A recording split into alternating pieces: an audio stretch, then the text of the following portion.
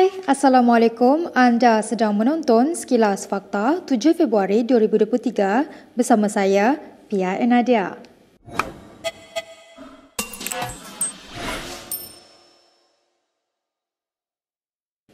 Seorang pemimpin kanan PAS dikecam kerana menyamakan wanita dengan barang dan menilai mereka dengan murah berdasarkan keadaan ia dijual. Ahli Jawatankuasa PAS Pusat Dr. Azman Ibrahim berkata sesuatu barang itu akan dianggap bernilai tinggi atau sebaliknya berdasarkan cara ia dibungkus. Katanya dalam satu ciapan di Twitter, kaedah pembungkusan barang tersebut memainkan peranan dari aspek pemasaran. Mengiringi ciapan Azman ialah laporan berita yang menunjukkan komen ahli Parlimen Bentong Yang Shafura Othman mengenai isu seorang wanita didakwa berdepan kesukaran membuat laporan polis kerana berseluar pendek. Meneruskan ciapannya, Azman berkata dia tidak pasti sama ada masih wujud atau tidak manusia yang berpendapat tidak wajar menilai seseorang berdasarkan luaran mereka. Mengulas kenyataan Azman, warganet berpendapat tidak wajar untuk pemimpin PAS terbabit menyamakan wanita dengan barang. Misalnya, seorang pengguna Twitter menyatakan rasa kecewa apabila Exco Terengganu itu menganggap wanita sekadar seperti barang dan tiada nilai dalam PAS. Pengguna lain pula menganggap kenyataan dan pandangan Azman itu sebagai menjijikkan. Untuk rekod, Azman merupakan adun Jabi yang memenangi kerusi berkenaan dengan majoriti 55 undi pada PRU ke-14 lalu. Tidak berapa lama selepas bidasan warganet, Azman tampil mempertahankan kenyataan kontroversinya itu. Adun Jabi itu berkata penggunaan barang dalam ciapannya itu bukan merujuk kepada wanita, sebaliknya sekadar kiasan. Menjawab laporan Malaysia Kini mengenai isu tersebut, Azman dalam ciapan susulan di Twitter berkata mereka yang mengkritiknya tidak memahami peribahasa, perumpamaan dan analogi. Azman turut memberikan senarai peribahasa Melayu sebagai contoh untuk menguatkan hujahnya. Sementara itu, bagi mempertahankan komennya, Azman berkata jika seseorang berpakaian terdedah aurat adalah lambang kemajuan dan kemodenan, maka ada makhluk Allah lain yang dah lama lebih maju dan moden. Ciapan itu turut diiringi dengan gambar seekor lembu. Terdahulu, Azman dikecam kerana menyamakan wanita dengan barang dan menilai mereka dengan murah atau sebaliknya berdasarkan keadaan ia dijual. Azman yang juga Exco Terengganu berkata sesuatu barang itu akan dianggap bernilai tinggi atau sebaliknya berdasarkan cara ia dibungkus. Katanya kaedah pembungkusan barang tersebut memainkan peranan dari aspek pemasaran. Kita ke berita seterusnya. Khairi Jamaluddin mengesahkan sedang mempertimbangkan untuk bertanding di Don Selangor. Bekas Ketua Pemuda UMNO itu juga mengakui ditawar jawatan Menteri Besar sekiranya menang. Memetik laporan The Star, Khairi bagaimanapun masih belum memutuskan perkara itu. Laporan itu juga tidak menyebut nama parti politik yang dikatakan memberi tawaran tersebut.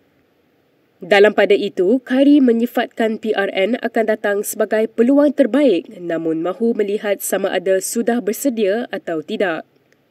Khairi berkata demikian dalam pertemuan dengan Kelab Concord, kumpulan tidak rasmi pengarang dan wartawan kanan diketuai oleh Wong Chun Wai. Sebelum ini, Khairi adalah ahli Parlimen Rembau selama 3 penggal dan pernah mengakotai kabinet di bawah 3 Perdana Menteri. Semasa PRU 15 tahun lalu, Khairi tewas di Parlimen Sungai Buloh. Kemudiannya, dia dipecat dari UMNO pada 28 Januari lalu tanpa sebarang alasan rasmi. Sementara itu, Ketua Pengarah Pilihan Raya PAS Pusat Muhammad Sanusi Makno meluahkan harapan agar desas-desus Khairi menyertai PN menjadi kenyataan. Menurut Sanusi, Khairi akan memberi nilai tambah serta kesan positif kepada PN, terutama menjelang PRN akan datang. Memetik Astro Awani, Menteri Besar Kedah itu percaya PN sentiasa membuka ruang pada individu yang dipecat atau digantung UMNO untuk sertai gabungan itu jika berminat. Terdahulu, media melaporkan Khairi sedang mempertimbangkan untuk bertanding pada PRN Selangor akan datang. Khairi juga dilaporkan ditawar jawatan Menteri Besar jika dapat menawar negeri yang kini diperintah oleh PH. Laporan itu tidak menyebut nama parti politik yang dikatakan memberi tawaran tersebut. Dalam pada itu, Khairi menyifatkan PRN akan datang sebagai peluang terbaik namun mahu melihat sama ada sudah bersedia ataupun tidak. Khairi dipecat pada Darjah UMNO kerana didakwa melanggar disiplin parti semasa kempen pilihan PRU15 yang lalu. Dalam pada itu, Sanusi menyangkal kenyataan Perdana Menteri Anwar Ibrahim mengenai peratusan undi Melayu kepada PH pada PRU15 yang lalu. Menurut Sanusi, peratusan yang disebut Anwar iaitu sebanyak 31% undi Melayu yang diperolehi PH adalah kurang tepat. Memetik Astro Awani, Sanusi berkata sebaliknya, peratusan berkenaan adalah hasil campuran sokongan orang Melayu kepada PH serta BN. Tambah Sanusi lagi, semua pihak sudah boleh membuat penilaian sendiri berkenaan sokongan orang Melayu yang mana hampir majoritinya menyokong PN. Semalam, Anwar berkata, andaian kononnya PH tidak mendapat sokongan pengundi Melayu iaitu sebanyak 19% adalah tidak benar. Anwar yang juga pengerusi PH berkata, berdasarkan data analisis awal kajian yang dilakukan mendapati secara keseluruhan gabungan itu menerima sebanyak 31% undi Melayu. Katanya lagi, jika PH hanya menerima 19% sokongan Melayu, gabungan itu tidak mungkin mencatat jumlah kemenangan kerusi parlimen yang banyak pada PRU15. Anwar berkata demikian pada sidang media di Ibu Pejabat PKR selepas mempengerusikan mesyuarat MPP parti itu semalam. Selepas 25 tahun sejak dipecat dari UMNO pada 1998, Anwar dijangka akan kembali ke Ibu Pejabat UMNO. Presiden PKR itu akan hadir malam ini bagi mempengerusikan mesyuarat pertama Sekretariat Kerajaan Perpaduan di Menara Dato' An. Ketua Pemuda UMNO Ashraf Wajdi Dusuki yang juga Ketua Sekretariat itu mengesahkan kepada Malaysia Kini bahawa Anwar akan hadir malam ini. Selain Anwar, kehadiran DAP juga menjadi tumpuan memandangkan konflik lama parti itu dan UMNO sebelum ini. Setiausaha Agungnya, Anthony Loke ketika ditanya berkenaan perkara itu cuma menjawab ringkas akan memberitahu pihak media nanti. Pejabat UMNO menjadi pejabat urusan sekretariat itu. Sekretariat itu ditubuh bagi membincangkan perjalanan kerajaan dan langkah kehadapan, termasuk kerjasama politik serta janji-janji manifesto parti-parti kerajaan. Semasa PAU 2022 yang lalu, Zahid memaklumkan mengenai penubuhan sekretariat itu yang bertujuan menjamin kelangsungan kerajaan perpaduan. Bagaimanapun ramai melihat tindakan itu dibuat supaya penyokong UMNO tidak terkejut dengan perubahan drastik hala tujunya yang membentuk kerajaan dengan musuh tradisi kali ini. Sementara itu, pemimpin PH akan bermesyuarat terlebih dahulu petang ini sebelum bertemu parti-parti kerajaan lain malam ini.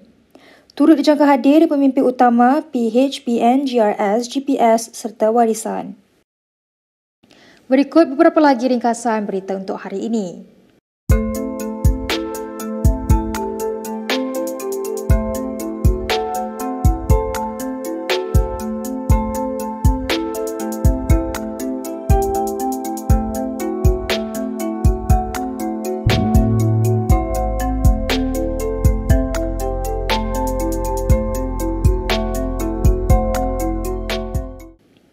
Sekian sahaja daripada saya, Pia Nadia untuk Sekilas Fakta. Untuk lebih banyak berita, anda boleh melayari kinitv.com. Anda juga boleh mengikuti kami di Instagram, Twitter, YouTube dan Facebook. Salam hormat dan jumpa lagi.